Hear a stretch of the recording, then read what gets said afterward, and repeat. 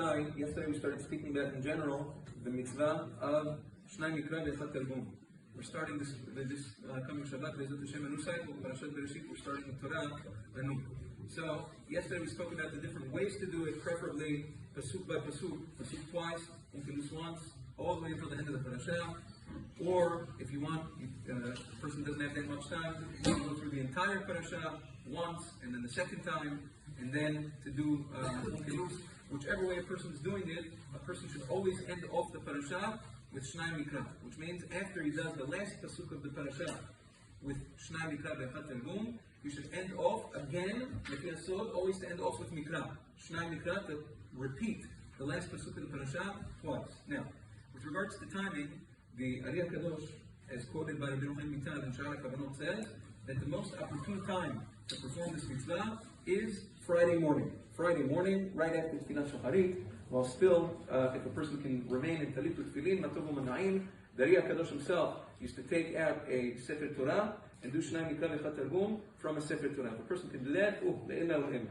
But even if you don't have Sefer Torah, obviously, or if you don't have, you can't remain in Talit with Tfilin, whatever it is, Friday morning or any time on Friday, for that matter, before Shabbat, is the most opportune time to do this mitzvah. Wherever possible. The Ari HaKadosh says also, as does the Or HaChaim HaKadosh al Torah, that a person should preferably not interrupt with speech at all during this time, which means turn off your phone, get away from people, do it when you get used to it. It takes much quicker. So depending on the length of the parasha, obviously, but the more you do it, the more fluent you become in reading the Mikraot and the Targum. Yeah.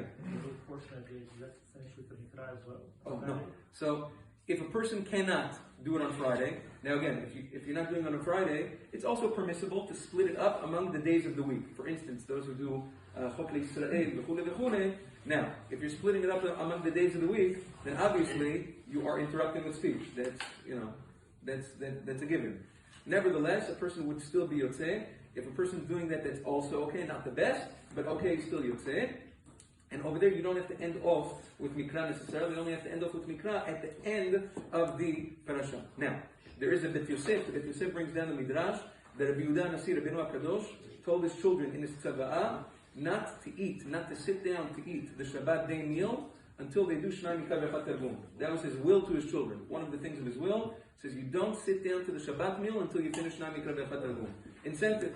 The Birkei Yosef brings that down also in Siman Shpenei, Maran Achidah, and therefore, if a person didn't do it during the rest of the week or on Friday, let Shabbat, do it then. Person didn't do it then Shabbat, wake up early Shabbat morning, do it then. B'di'avad, if a person didn't do it by Shabbat morning, the halacha is that a person is even allowed to, although you're not allowed to talk anything during Kriyat Torah, and not only during Kriyat Torah, but even between the aliyot, Ben Gavra and Gavra is also so to speak. The Shulchan Aruch gives one exception. He says if a person wants to read along very quietly with the Shliach Tzibur as he's reading the parasha, that will count. You're allowed to do that, and that will count as one of the times of the Mikra. And then all you need to do is one more Mikra and Targum after that. So and you should preferably finish by the Shabbat day meal.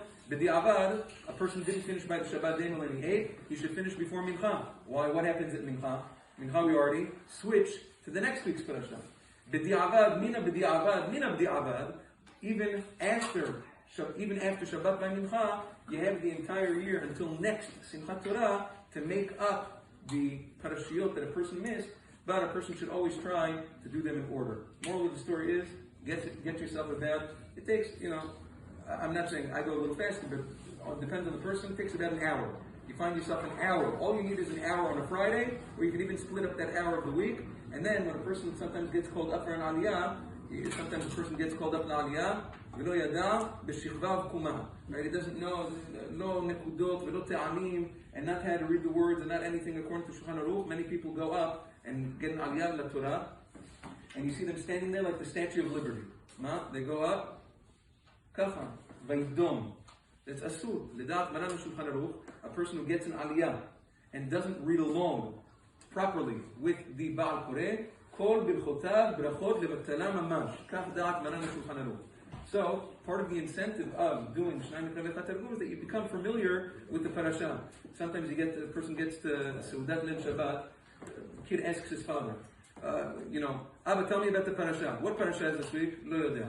Monday, Mincha shel Shabbat, the previous Shabbat, Efa Yitam. Monday, Thursday, Parashat HaShavua, tell me a little bit. Lo yodea. Musha v'chefa. Musha v'chefa mamash. Learn the parashat mo ben adam. That's the way. You do it on Sunday? Huh? Sunday. You could, technically. You can do it already. That's the earliest time to begin. Remember, so the Shulchan Aruch says the earliest time to begin.